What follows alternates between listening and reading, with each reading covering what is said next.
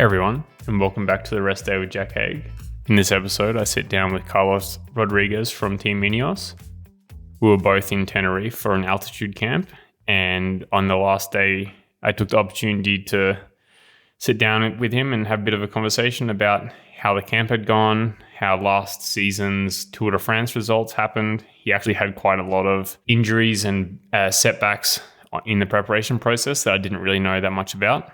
We also talk a little bit about his university degrees that he did, how he got into cycling, and in general how the training camp had gone and looking forward to this year's Tour de France.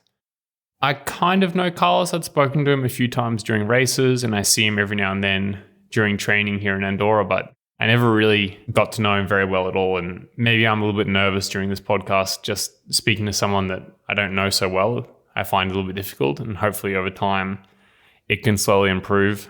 But I think the conversation was quite interesting and I hope you guys get something out of it. And like always, if you'd like to listen to something or hear anything specific, let me know and I'll try and add them into the next podcasts. The next one will probably be done during Criterium Dauphiné. It's my next race. Maybe I can have a chat with Fred Wright or someone else on the team. We can go through a little bit about Dauphiné, what's happening after Dauphiné, and then leading into the Tour de France. Like always, you can reach out to me on Instagram or on the Escape Collective Discord channel. Thanks, guys. Hope you enjoy.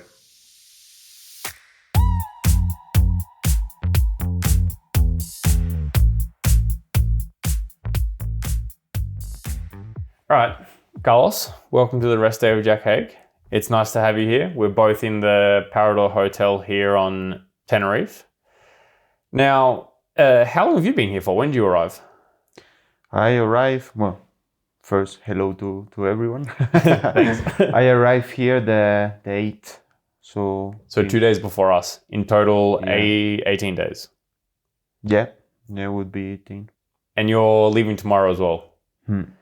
So you have a physio working your team that used to work in Bahrain, and I'd been chatting with him and we'd crossed paths quite a few times, but we've never actually spoken properly other than in the race, or I see you now a little bit in Andorra. And I said to Jon, hey Jon, maybe one day before we leave, I can talk with Carlos and have a bit of a chat. And today we did only 3.5 hours. I'm not sure you guys, but was also similar, no? Yeah, a bit more than 4. Yeah. Okay. And then we're packing and there's not so much to do today. So I would like to use this time just to help pass the afternoon because there's not so many things to do here. How's the camp been? Oh, really, really good, to be honest. I think all of the guys of the team enjoy the camp. It was a small group, but we all have like a good connection, good relationship, and it went pretty fast, to be honest. So happy with how the things went, and looking forward also to go home now. To go home now. How many guys do you have here? 6 guys. Yeah, it's the same as us. But I think in your team was the opposite to us, where most of the team is climbers, and then you have Big Ben Turner. Yeah. And I cross him sometimes in the hallway, and he was complaining a little bit that it's quite hard to keep up with the climbers. Whereas my group is a bit more the opposite. And we just have myself and Santi, and the other guys are a little bit bigger, more like sprinter style. So the group dynamic worked relatively well. Yeah. Because you also have different nationalities. Is 3 riders from Spain? Yeah, 3 Spanish, one proper Spanish, 2 Basque, then 1 British rider, 1 Polish rider, and 1 Belgian rider. You all speak English to each other? Yeah, generally. Although sometimes maybe the Spanish group starts to speak a little bit Spanish, but yeah, we try to speak English so that everyone knows what we are speaking about. Yeah. Now maybe to talk a little bit more about the training that you guys have been doing here in the nutrition, because it's a little bit different in my team it's a little bit different to what we do at sea level. Maybe to start off with, what was the hardest day you had on camp here? Today was hard day. It depends. Some days are hard because they are long. Maybe you don't feel enough. Other days you have hard efforts and you need to to suffer, but to be honest, there wasn't a day that I said, this is so bad. Okay. I want to go back to the hotel. Yeah, you suffer, but this year we control the effort to not push too much. Also with altitude, that's one thing you have to control, to not go too deep. Otherwise, maybe you don't recover. Yeah, and I think it's also to do with the nutrition. And it's something that we have Mateos here. It's his second time in altitude, and he's more of a sprinter style rider. And everyone was encouraging him to go easier than he thought and to eat more than he thought, to try not to put yourself in too much fatigue while you're here, because it can be quite hard to recover.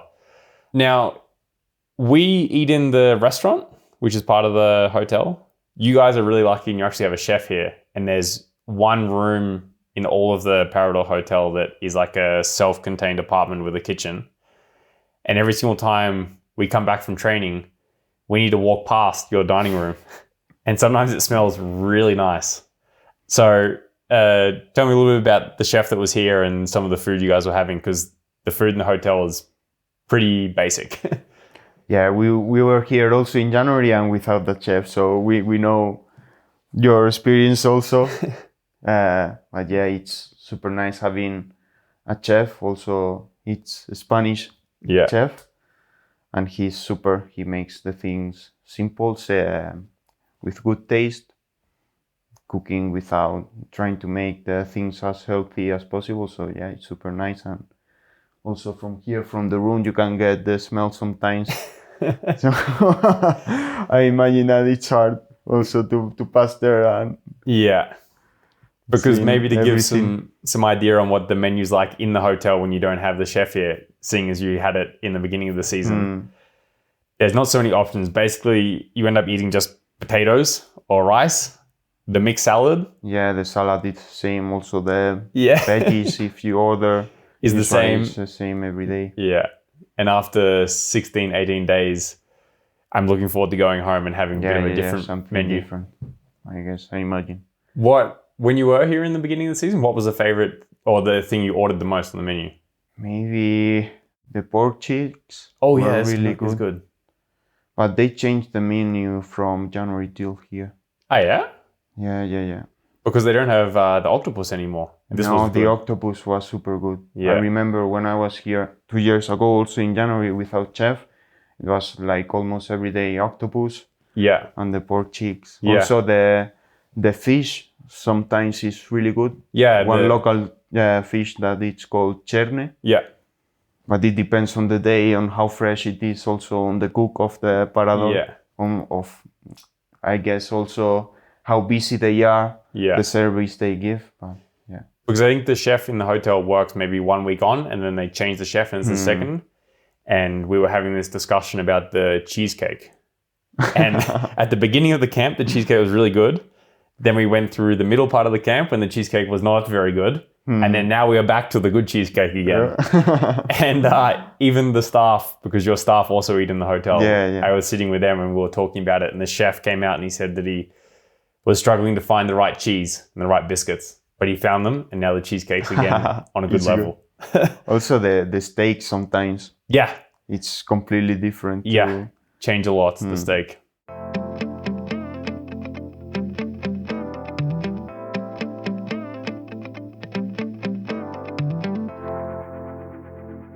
Now, in the 18 days you were here, what kind of training blocks were you doing? Were you doing like 3 days rest day or 2 days then a rest day, or how did it work? A mix of both. We were doing like sometimes 3-day block of rest, but that's how we train usually. But we did in total 2-day blocks here also. It's also nice. So it was like 3-day blocks and 2-day blocks. And then on the rest days, what do you guys normally do? Just go to the 1 hour. Yeah, to the coffee shop that all cyclists go when they are here and come back 1 hour easy. Yeah. Because to put in context, you have a bit of a plateau at the top of the plateau that is not plateau. Yeah, you need to climb. You need to climb and then go a bit down, and you get to the and there's restaurant. Like touristic restaurants either side of the road. And for any cyclist that stays in the hotel, it's basically the only place you can go for coffee because it's the only place within 40 minutes of the hotel. Yeah. And every single rest day, we also go to this same coffee shop. And you take cake there? This year I didn't take. Oh, the apple cake. I was going to discuss the desserts and the cakes there because we also did a trial. In January, I tried the apple. Yeah. I think I ordered a couple of times. Yeah. Because we slowly worked our way through all the cakes in the shop there. We did the apple cake. You have the rating? Cake. Yeah. The apple cakes are top. Yeah. Now, with the nutrition on the bike, do you do anything special here? Because I know Aitor was here, who's the nutritionist in the team. And he's always got new innovative ideas and likes to push certain things. He also has a podcast, but it's in Spanish, unfortunately. Is there anything different you were doing here? Yeah, sitting a little bit more on and off the bike because the calorific expenditure is a bit higher in altitude. But apart from that, I'd say nothing different. Special. No.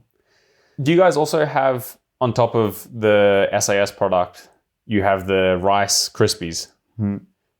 And at the beginning, maybe a year and a half ago, Pavel first introduced me to the Rice Krispies when Aitor was making them. And then during the Giro last year, Aitor would bring a Ziploc bag to the bus for me with the Rice Krispies inside. And finally, I managed to convince the soigneurs and the team to start making them. And now we were experimenting with some different flavors here. And we had the Cocoa Pops, the chocolate Rice Krispies with banana. And this was probably the most popular flavor that we had. Dried banana or? No, with fresh banana. They mixed the fresh banana in there. Did you guys have any interesting flavors? Or what's the typical flavor that you would take? Or do you take? Here we were doing them with cranberries and apricot. Oh. Nothing... Dried. Yeah. Both dried. All mixed in. But usually in the races we have just like the basic the without plain. nothing. Yeah. They change a little bit ginger. Sometimes they put like some spices, but it doesn't taste like ginger. Okay. It reminds me of something else. Yeah, but maybe some berries they put. Yeah. But I need to say the banana. Yeah, the chocolate rice, the puffed rice and the banana and the marshmallows and the maltodextrin was by far I think the rice cake people ate the most here. Yeah. Nice. Do you know much about the island?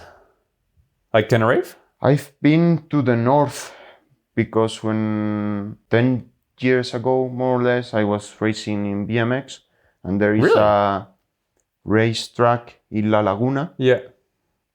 And some Spanish Cups were here. Okay. So I went to La Laguna and raced there. Yeah. I know a little bit of La Laguna and then we did like a little trip around the island. So I went to the Siam Park, the aquatic park. Yeah.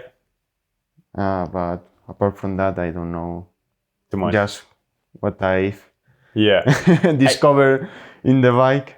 I did a tiny bit of research for this, and the island was created 170,000 years ago when the volcano erupted. And the last time the volcano erupted was in 1902. So like 112 years ago. Yeah, it's supposed to explode soon. Yeah. This is what I read, that every around 90 years, it should have some kind of activity and have some kind of explosion. And we've kind of crossed 90 years now. So could happen anytime. We don't know. We have to appreciate this moment. Exactly. And then also this hotel was built in 1960 something. I think it was built by the King of Spain. Do you actually know? The dictator. Yeah, the dictator. Yeah. As like a guest house to bring some guests here. I have no information about that. Anyway. I know that all the paradors were built by the dictator of Spain. Yeah. And anyway, now it's been turned into a touristic place where a lot of people come. But I ran into an old British man who was here on holidays in the sauna. And he was saying how difficult it was to take a reservation.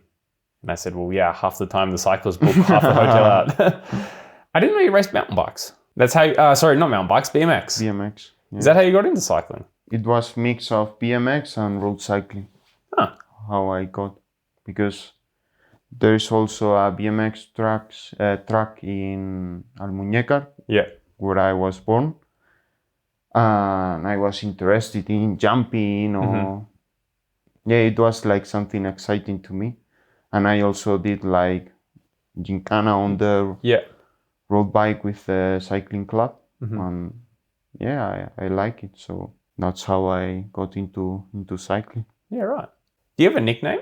No, no. I heard someone call you the Lion of Almuñécar, or how I pronounce that terribly. Almuñécar, yeah. Almuñécar. El León de Almuñécar. Yeah, but I don't know why. A Spanish TV commentator in one cycling race, I don't know which one. Yeah. He called me the Almuñécar Lion, but I don't know because of how it started. But I don't mind it. Lion is the king of animals, so but I don't know if I look like a lion, to be honest. I don't think so. Now, you studied also at university, talking about getting into cycling, or you finished school, I imagine, and you started university. Yeah. Did you do a double degree? Yeah, I started a double degree in electrical and mechanical engineering. Did you finish it? No. How? I did the first year of the course in my first 2 years as a professional cyclist, and then I stopped. Okay. And it just got a little bit too hard to try and do everything. It was too busy. You were saying in the beginning of the podcast that you try to Keep do busy. this, to have something to do, but to me it was like all the opposite. I didn't have any free time, and I was going to bed at 12 doing homework, or I have to do some practices where when I was in a training camp and I had to stop training earlier to do one exam, they were not really flexible. So speaking to my parents, I decided to stop, just focus on cycling and enjoy and make the most out of these years. And when I finish, I could always decide if I wanted to go back to studying or do whatever I thought that was the best for me. Yeah, because I can also imagine that when you're younger, even though you're still very young now, but when you're younger and you join the team for the first time and you want to always do all of the trainings, you always want to be part of the group, and then when you need to, for example, stop training early because you need to do a university... or even when my teammates were hanging around, I couldn't go with them. Of course. Or stay longer for after dinner or after lunch, or having lunch with looking at the laptop with just zoning out, relaxing. earphone, because I had to watch a lesson or whatever. So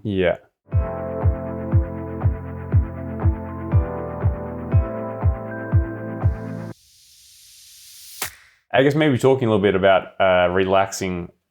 Some people listening to the podcast were asking what we did as riders on the rest days or when we had downtime while we were here. Is there anything in particular you were doing here to keep yourself busy? Because sometimes the rest days or the time after training can be a little bit long. To me, they didn't feel long, but I think because I have always something to do. When I'm not training, I'm maybe stretching a little bit, doing massage, maybe seeing John the physio, and also I here got a PlayStation that I didn't really gave it too much use, but if I have some free time, I always use it.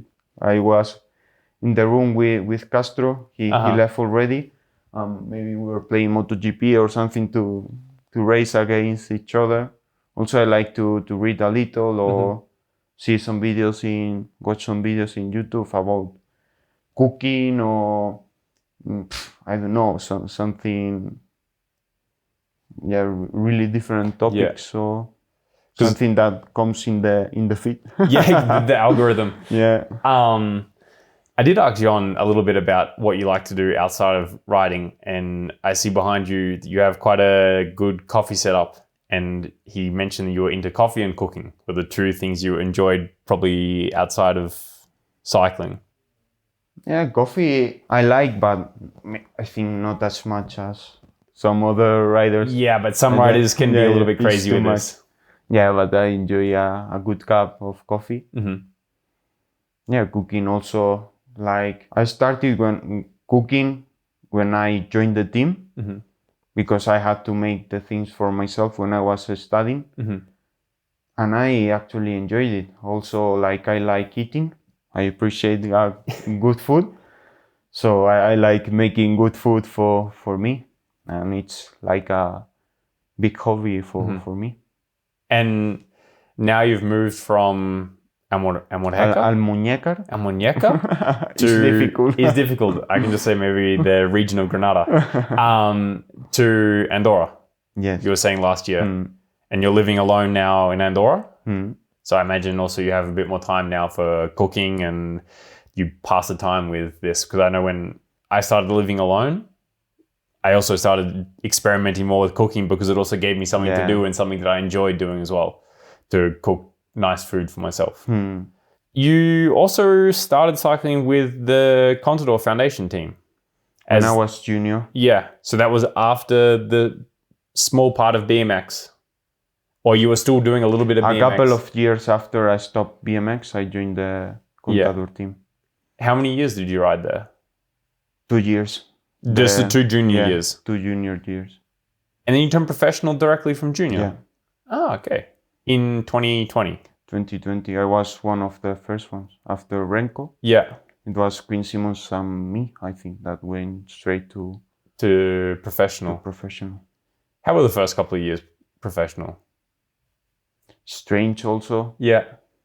Because I remember my first race, it was UAE Tour, which after 5 days was cancelled, and we were there in the room. This is true. Are we going to leave the hotel or not? And then with all the turbo training, virtual racing, it was a little bit weird, but I really enjoyed to have the opportunity to become pro straight from junior when it barely happened before. Also being Frumi's teammate, G's, Egan, or having all the riders that I saw in the TV before sitting next to me, training with me, was for me like exciting and something that I always dream of. So you're right that 2020 probably wasn't the easiest year to turn professional. No. But at least I got some good training camps, and I got to do a race. Because I also remember when you turned professional that there was a little bit of hype around you because you were one of the first riders to go from juniors directly to the World Tour, whereas most people did some years under 23. And I do remember following a little bit at the very beginning of your career, watching the results out of curiosity. Yeah. And I guess maybe talking about results, you were 5th last year in Tour de France and 2nd white jersey. Probably the biggest result you've had, no? You were also a Spanish national champion at some point. Yeah. But it's probably the biggest result. Yeah, I think so. Also being there, my first tour, I didn't know how my body was going to react. And also in the first stages, watching just Tadej and Jonas in front of me and everyone like dropping, and I was able to stay there, although not for a long time, was like, whoa, this is so good. I felt so good here. And being part of the biggest race of the calendar and fighting there with the best was maybe the best moment in my career. Also being able to get that stage win was of course, I forgot about really emotional moment. So it was good memories. It was quite unexpected for you to do 5th in Tour de France, or before, like, the training camps before and the races before you started to have really good feelings, or? I had no idea what to expect because it was also a bit of a difficult mid part of the season because I broke my collarbone in Strade Bianche. Okay. Then I started training and I was planning on racing on Romandy. And in Romandy there are usually some TTs. So I went to do a TT effort day. I started the first effort and I got hit by a car. I stopped because of concussion. Yeah. And I also got a knee inflamed. Then I stopped another time. Like a week after, I start training a little bit again. And the opposite knee starts hurting quite badly. And it didn't get any better. So I kept training to try to get to Romandy, at least to be in the front. I wasn't going to fight for the win for sure, but I wanted to at least do a race, but I wasn't able. I stopped again for another week. And yeah, the knee eventually got better after many physio treatments. And yeah, from there I started like training again. I did, I think, 1 week of training before coming here to Tenerife. And I started to get the shape little by little. In Dauphine, I was okay, but not too. You were ninth. Yeah, I was ninth, but struggling to be to be ninth, to be honest. And then I arrived to the tour and I was maybe in my best shape I've ever been. So I was also lucky with the preparation and with how things went. Do you think it's strange sometimes how it works? Because you hear, maybe not often, but you hear quite a few times of riders getting injured or having something go wrong in the preparation for a big goal race, and for them to actually go better.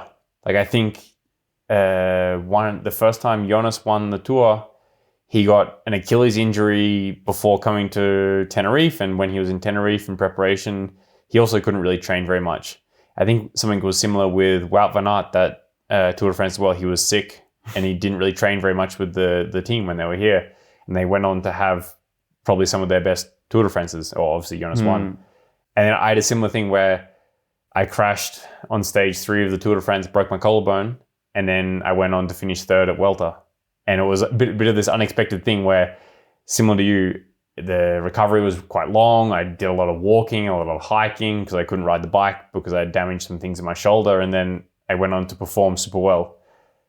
Do you think sometimes maybe we mess up with training when you look back at this? Yeah, it might be that we are too exciting in training, we overtrain, and then we are not too fresh when we arrive to the races.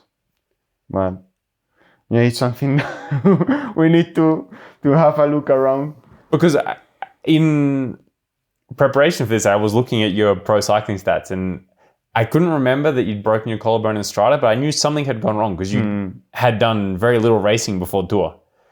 And then I saw the form started to come up in Dauphiné, and then you obviously went on to do really well at the Tour. But yeah, I didn't realize you had so many injuries with your knee, with the car, with everything like this. Yeah, there were some setbacks. Yeah, right.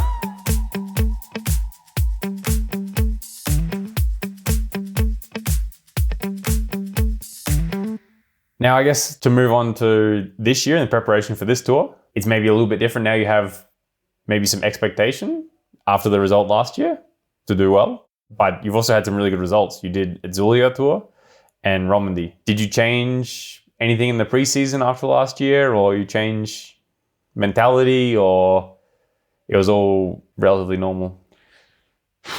Keeping the work. Yeah. Also maybe doing some things off the bike, some gym, but You can see that. Yeah. I'm not a bodybuilder. No, you haven't put on 10 kilos of body weight. No, just for some strength training. Yeah. Yeah, it's just doing the simple things well. And yeah, I had some good results in Itzulia and Romandy. But before that, the season didn't really go very, very well. You never know. Also with maybe I was sick or whatever, or also the cold affected me. But yeah, you need to keep working. Yeah, you don't know when the results are going to come or not. Also, the progress is not always linear. Yeah. It's difficult because I also didn't have maybe the best beginning to the season, and sometimes it's hard that you think you should go good and then you go to the race and for some reason it doesn't work. And then other times you maybe feel as though you've been really relaxed, not training top, not looking at the diet, everything like this, and all of a sudden you go really well. Yeah. And it's really difficult to find this balance. Sometimes the freshness is, we were speaking before, something that maybe we miss before coming into a race. We underestimate the super compensation or whatever it's called. Yeah, but I'm not a coach or a physiologist, so True, me neither. I don't know. I think exactly. I think some of the times the coaches and physiologists don't know. You were saying that after this you go home for a couple of days and then you go off to do some recon and then Criterium Dauphiné. Do you do another camp after Dauphiné? I think I'm staying in Andorra doing some altitude after Dauphiné to do a little top up before the tour. But yeah, not like here with a chef or whatever. No. Just by myself. Okay. I don't really have any other questions. I think we covered quite a lot of what I wanted to cover. A few of the listeners had questions about the training and nutrition up here and what we get up to on the rest days. And I think we basically covered most of that. Unless you have anything else you'd like to add. Thank you for having me. It was a pleasure. No. I hope the podcast also have a progression towards the top. Yeah, thank you. Actually, before we started recording, I was saying that we'd always seen each other in races or cross each other during training in Andorra, but I'd never actually had a conversation with you. So thank you for coming on. And yeah, it was a real pleasure. Mine. Thank you, Jack.